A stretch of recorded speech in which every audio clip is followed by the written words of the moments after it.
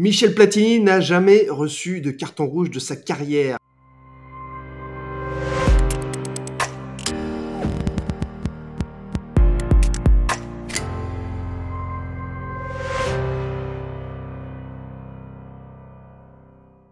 Ça a fait la fierté de son père, de sa famille. Alors forcément, quand on pense au verdict du 8 juillet, on pense peut-être au premier carton rouge de sa carrière. C'est la fin du procès Michel Platini-Sepp Blatter contre la FIFA de Gianni Infantino. Vous êtes au courant de tout ce qui s'est passé, de la chronologie, de toutes ces années d'histoire. Si vous avez suivi ma chaîne TV Sport à travers 2 vidéos spéciales consacrées au sujet, avec notamment les avocats français de Michel Platini, on se plonge dans le procès qui vient de se terminer, qui vient d'avoir lieu, avec un expert. Lui, il est en Suisse. Il a suivi méticuleusement ce procès. C'est pour ça que je l'ai invité pour en parler avec vous, avec moi, pour décortiquer ça, revenir sur les moments forts, expliquer ce qui s'est passé, anticiper, peut-être donner notre avis, notre sentiment sur le verdict et savoir si le GOAT, le numéro 10, le meilleur joueur français peut-être de l'histoire, a été pris dans un traquenard. Va-t-il s'en sortir? C'est toutes les questions que l'on peut se poser avec Stéphane Riant. Il est avocat, il est responsable éditorialiste du site l'index.ch pour ceux qui connaissent en Suisse. Et donc, je l'ai invité à venir discuter de tout ça avec moi, de la fin de ce procès Platini-Blatter contre la FIFA. Stéphane est ici. Bonjour Stéphane, vous allez bien? Bonjour Thibault, oui je vais très bien. Bon, super, excellent. Alors, après ces semaines de procès que vous avez suivies tous les jours, Stéphane, dites-nous justement à tous ceux qui nous rejoignent en cours aussi de cette histoire, qui ont vu des bribes dans les médias français, est-ce que vous voulez retenir de ce qui s'est passé? Oui, chacun a peut-être des images différentes.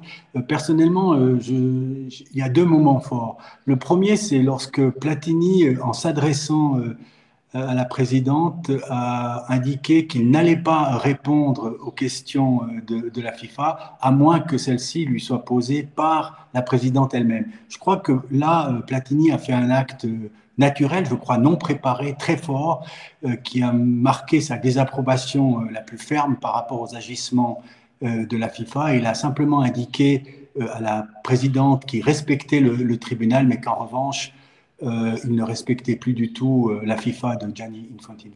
Et alors justement, Et puis, vous parlez de ça de Gianni Infantino. Pour moi aussi, un des moments forts, c'est le fait que Gianni Infantino, il était un peu comme le fantôme au-dessus de toute cette histoire, mais finalement, il a été accusé de certaines choses, mais il a été invisible. C'est un peu l'homme invisible autour de ce procès. ouais, c'est-à-dire qu'il y a eu un autre moment, à mon avis, très fort, en lien effectivement indirect et marqué avec Gianni Infantino peut-être, c'est le témoignage de Olivier Tormann, qui était l'ancien procureur en charge du dossier Blatter-Platini. Et il faut savoir qu'en Suisse, je crois qu'en France c'est un tout petit peu différent, mais en Suisse c'est proprement extraordinaire qu'un tribunal entende un procureur hors, à titre de témoin, hors sa fonction. Et je dois dire que cette audition de Olivier Terman a provoqué ensuite le dépôt d'une plainte des avocats de Platini.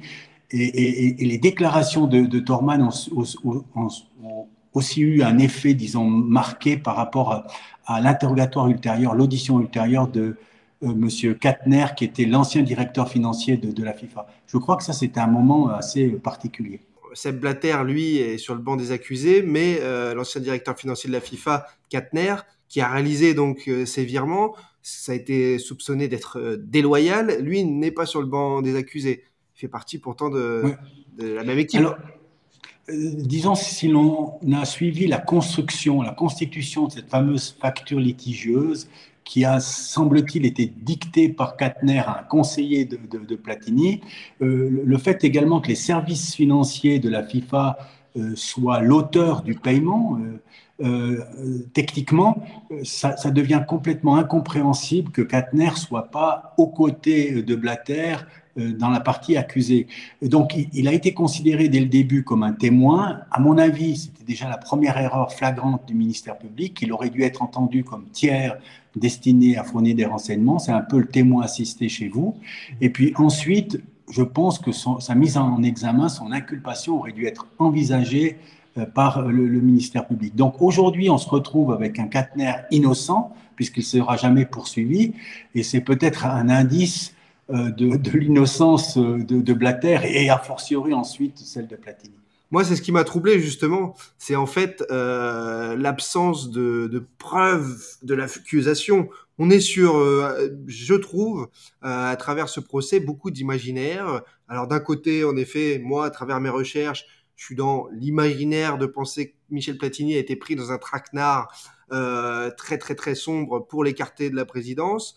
On sent la défense de la FIFA être dans l'imaginaire qu'il y a pu avoir malversation, alors que tout démontre, en tout cas dans les témoignages, qu'il y avait contrat sur l'argent qui a été touché par Michel Platini. Et comme le disait l'avocat de Michel Platini, moi j'avais trouvé ça hallucinant, c'est que finalement Michel Platini a déclaré l'argent qu'il a touché. Il y a une facture. Donc quand on vole, quand on commet une fraude, bah, peut-être qu'on part dans des paradis fiscaux, peut-être qu'on prend une mallette, peut-être, je ne sais pas comment on fait d'ailleurs, mais on ne fait pas une facture, on ne déclare pas au fisc qu'on a touché. C'est ça en fait qui me fait penser, je trouve que les preuves de l'accusation sont légères pour ce dossier qui pourtant est un dossier, un procès mondialisé, mondial.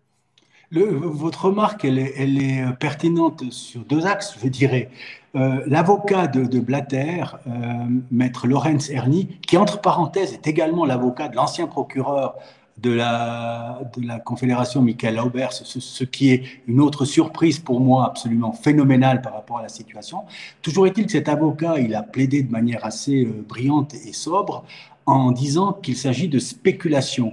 Et il a même dit en entrée de plaidoirie qu'il pourrait s'arrêter après 3 minutes parce que les preuves n'existaient tout simplement pas. Il s'agissait, le mot spéculation, il peut être rapproché du terme que vous avez utilisé, imagination.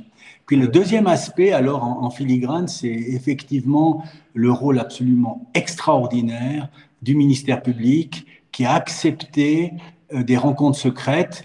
Et dans l'après-coup, on se dit, mais comment se fait-il qu'il n'y a eu aucun procès verbal? Comment se fait-il qu'on a accepté qu'un procureur du Haut-Valais, Rinaldo Arnold, initie des rencontres secrètes avec le chef de la communication du procureur général? Et donc, on a vu ces rencontres secrètes. On se demande même si peut-être il n'y a pas un autre procureur qui y a assisté. Et ça donne, disons, un arrière-goût vraiment très, très amer pour les pénalistes. Moi, je suis fondamentalement un pénaliste et je crois que le pénaliste, je ne parle pas là dans la presse, dans les médias, mais le pénaliste, il doit être attaché à la présomption d'innocence et il ne doit pas admettre des spéculations dans les condamnations. Et Maître Erni a été très précis à ce sujet par rapport à Blatter. Et la défense de Blatter est, à mon avis, beaucoup plus difficile et ardue que celle de Platini. Donc, même après la plaidoirie de Maître Erni, on peut se dire il y a quand même une ouverture. Et cette ouverture, elle a été effectivement concrétisée par l'avocat de Michel Platini, Dominique Nellen, qui a dit que c'était complètement absurde, que ça aurait été l'escroquerie la plus absurde et la plus vraiment bête.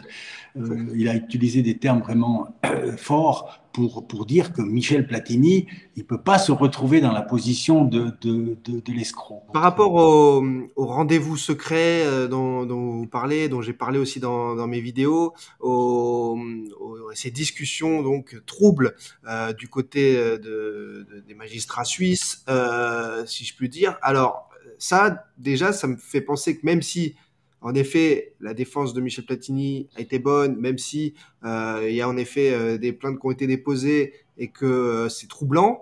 Est-ce que la justice suisse n'aurait pas, c'est ce que je peux penser en tant que citoyen, un réflexe corporatiste de se protéger? Jamais la justice suisse va oser se tirer une balle dans le Non. pied et dire ah oui, c'est vrai que nos procureurs, magistrats, etc. ont fait n'importe quoi. Ouais. Ça n'arrive pas.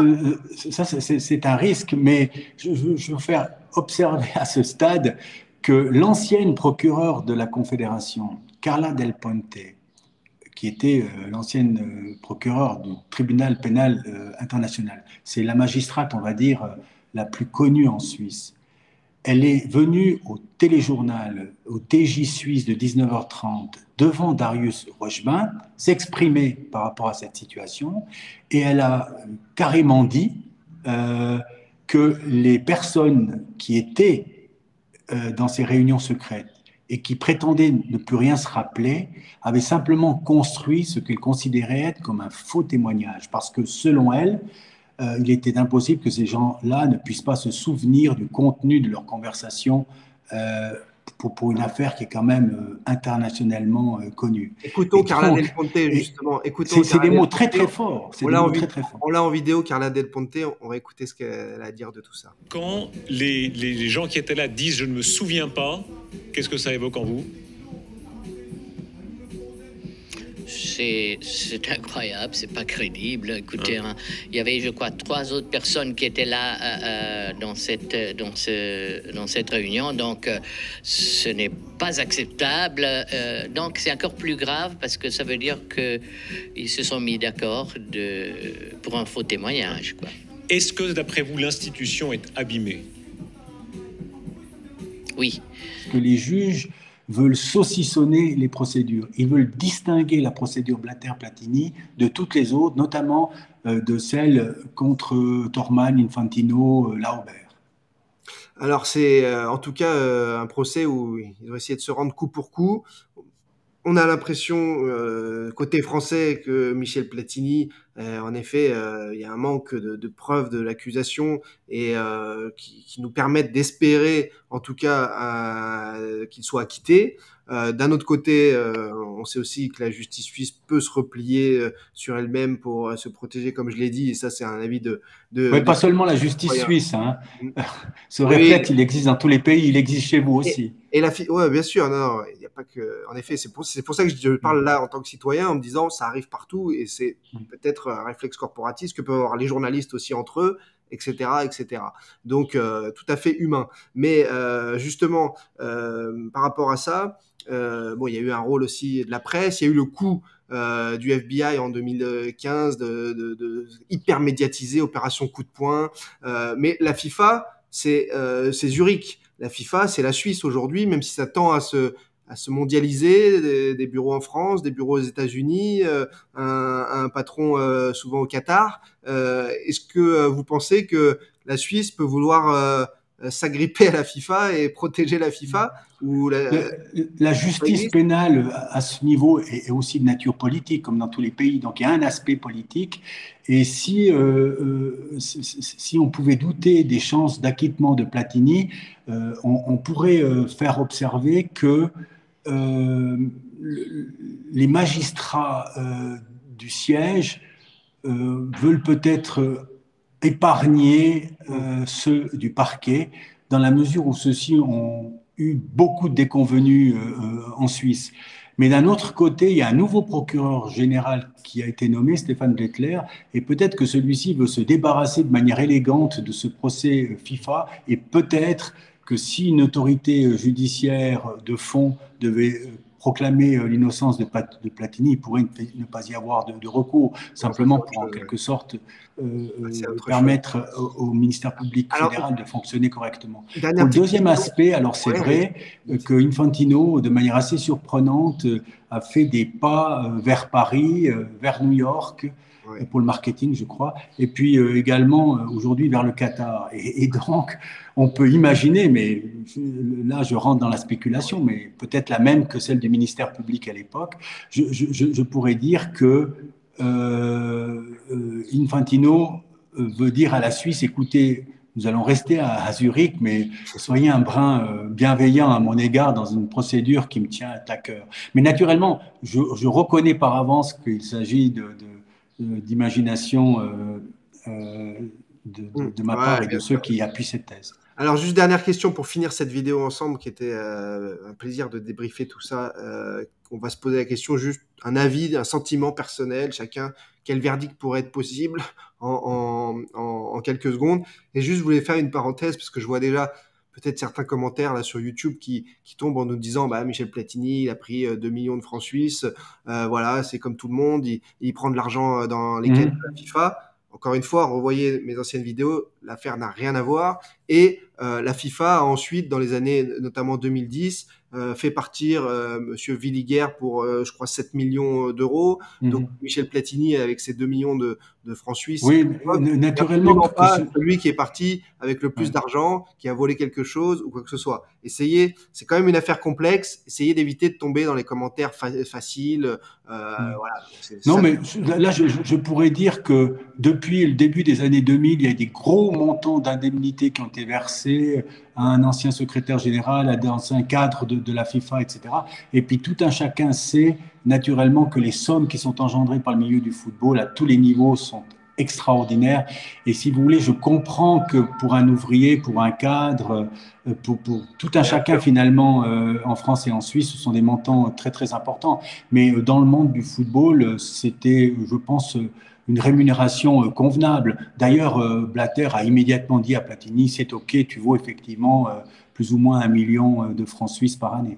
Ouais, bien sûr. Et puis pour ce qu'il a apporté et aux instances et au football mondial en tant que joueur, il faut quand même il y avait rien de hallucinant. C'était pas complètement, c'est pas déconnant. Non, Platini, c'est un triple ballon d'or. Il a un nom quand même ultra honorable dans le milieu du football. Et je pense qu'il avait des idées de modification du foot qu'il a apporté à la FIFA. Donc, et puis des contacts naturellement privilégiés avec le monde des joueurs. Et c'est d'ailleurs la première fois qu'un joueur, quelqu'un qui est vraiment ancré dans le jeu, arrive à un poste à responsabilité. Eh bien, moi, je pense qu'avec ses compétences qui sont naturellement différentes de celles d'un technicien comme Villiger, par exemple, eh bien, il aurait pu faire quelque chose de bien dans le champ du football, à mon avis. C'est toujours bien d'avoir des gens qui ont touché le terrain, qui puissent monter dans les instances pour pouvoir un peu redonner leur avis justement du métier, et non pas seulement des gens qui réfléchissent depuis les bureaux. Voilà, je trouve ça petite réflexion personnelle. Mais on se mouille juste en petit prono avant le 8 juillet. Le temps de rappeler en conclusion que 8 juillet, c'était une date sacrée dans l'histoire du foot français, alors à Séville, 82, et que le 21 juin, la date de la fin du procès, c'était l'anniversaire de Michel Platini, les 67 ans. Le 8 juillet, c'est le fameux match de Séville de 1982. Je me rappelle comme si c'était hier, il y avait cet acte d'agression qui n'a pas été vu ou analysé correctement par l'arbitre de Schumacher. Vive l'arbitrage vidéo. Ouais, il n'y avait pas d'arbitrage vidéo. Et disons, ça fait partie, on va dire, des aléas du sport, comme la main de Maradona. Ouais. Ce qu'on espère, c'est que la main de Dieu, là, sera en faveur de Michel Platini. C'est tout le mal qu'on peut lui proposer. Maintenant, un pronostic, alors franchement, j'ai pas du tout envie d'émettre un pronostic. Moi, j'ai pris parti à un moment donné, alors que j'avais écrit des articles très sévères, parce qu'il faut faire une grande distinction entre celui qui est apporté devant la justice, qui est mis en examen, et puis l'acquitté. Donc, que Michel Platini soit mis en examen, pour moi, c'est pas une injustice flagrante, parce qu'on a le droit de soupçonner des malversations, mais de là à prononcer une condamnation, non. Donc, je pense qu'on doit plaider aujourd'hui pour l'acquittement. Maintenant, dans un pronostic, c'est tellement difficile. Je vous laisse le soin de conclure cette vidéo. C'est jeter une pièce en l'air, en effet. Merci Stéphane. Mais bien sûr que par rapport aux éléments que j'ai mis en avant aussi dans mes précédentes vidéos, bien sûr que vous savez de quel côté je penche. Et en plus, j'ai trouvé à travers ce procès qu'il y avait une certaine faiblesse dans les accusations et beaucoup d'imaginaire, beaucoup de choses qui arrivent sans preuve, avec seulement des liens tissés, peut-être des biais de confirmation aussi. Donc voilà, merci beaucoup Stéphane. Verdict le 8 juillet, on aura peut-être l'occasion d'en reparler. On pourra même peut-être le soir de cette annonce se faire un live ensemble avec les viewers aussi sur cette situation, sur Twitch, YouTube ou ailleurs, avec grand plaisir. Personnellement, je serai à Paris le 8 juillet. Eh ben, on pourra peut-être se croiser alors avec plaisir. Voilà. Merci Stéphane d'être venu discuter avec nous et merci Thibaut. À continuer à ce que vous faites sur l'index.ch. Vous avez noté le site pour les plus curieux d'entre vous. À bientôt Stéphane. Au revoir. Merci les amis d'avoir été nombreux là pour regarder à nouveau cette vidéo sur un procès. Alors là, on parle pas terrain, on parle pas ballon, on parle dans les coulisses du foot, la folie aussi de ce monde foot business. Donc n'hésitez pas à mettre des commentaires, à me dire ce que vous en pensez, ceux qui ont creusé aussi tout ça, qui ont des idées, votre avis, votre sentiment. Évitez de tomber dans les commentaires plats dont on a l'habitude, il y a pas de pixou, il y a pas de caricature à faire. Merci à ceux qui like, qui partagent, qui envoient de la force pour la chaîne TV Sport et les autres également. On se retrouve tous les jours, très souvent, en live sur Instagram, Twitch, TikTok, etc. À très bientôt. Prenez soin de vous surtout et à très vite les amis. Bye bye.